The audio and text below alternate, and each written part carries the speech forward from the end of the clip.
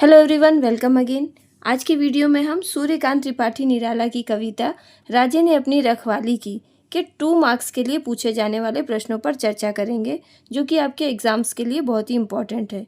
इस कविता की विस्तृत व्याख्या भी मेरे चैनल पर अवेलेबल है। अगर आपने उसे नहीं देखा है तो क्लास 11 सेमेस्टर 2 की प्लेलिस्ट में जाकर उसे देख सकते हैं, जिसकी लिंक डिस्क्रिप्शन में दी गई है।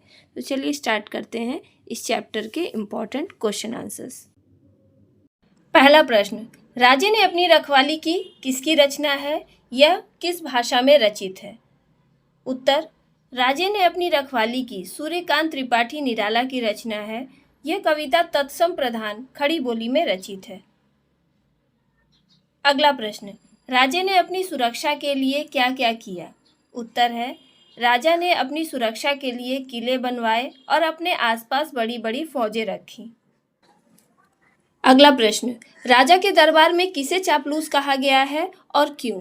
उत्तर है, राजा के दरबार में सामंतों को चापलूस कहा गया है क्योंकि वे अपना मतलब पूरा करने के लिए राजाओं की चापलूसी किया करते थे। अगला प्रश्न, राजा के दरबार में कौन कौन होते थे?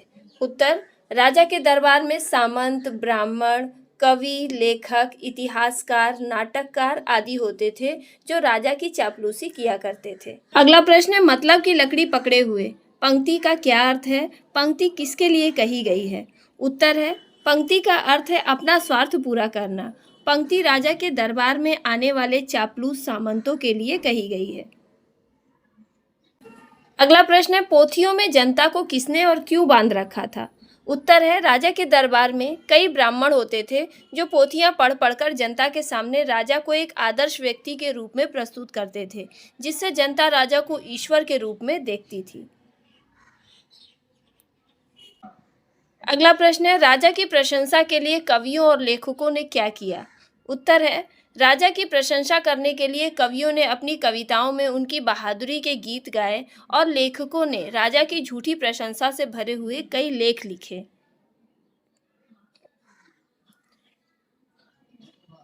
अगला प्रश्न, राजा की प्रशंसा के लिए इतिहासकारों और नाटककारों ने क्या किया?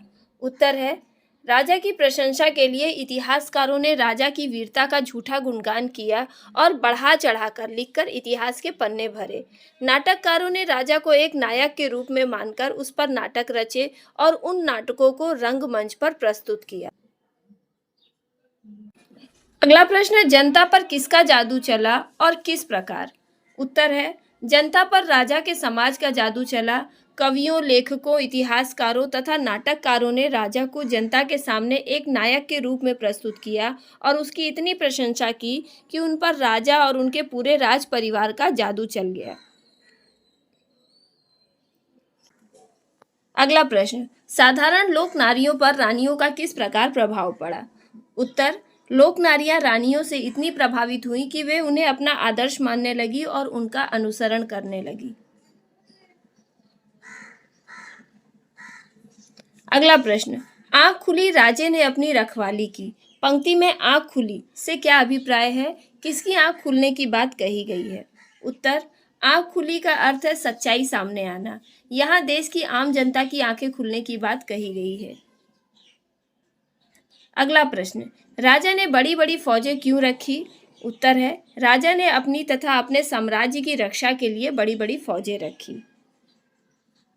अगला प्रश्न, धर्म को किस प्रकार का बढ़ावा मिला? उत्तर है, धर्म को जो बढ़ावा मिला वो छल कपट और धोखे से भरा हुआ था। धर्म के नाम पर जनता को भड़काया गया और युद्ध कराए गए। अगला प्रश्न, लोगों ने धर्म और सभ्यता के नाम पर क्या क्या किया?